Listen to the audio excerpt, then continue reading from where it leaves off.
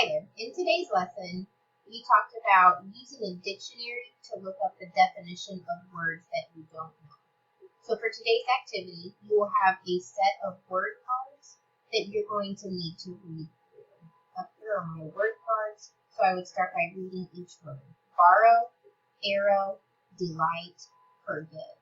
You'll have several more word cards than this to choose from. You're going to choose 3 of the words that you want to look up. So for right now, I'm going to choose the word borrow. And I've used my dictionary to look up the definition of borrow. And so I'm going to write that in. So borrow means to take or use something that belongs to someone else.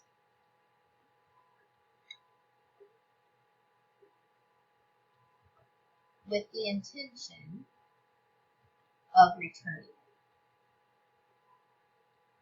Now that I've looked up the definition, I'm going to then write a sentence using the word borrow.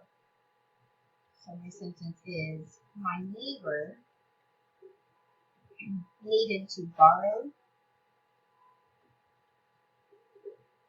an egg to bake a cake.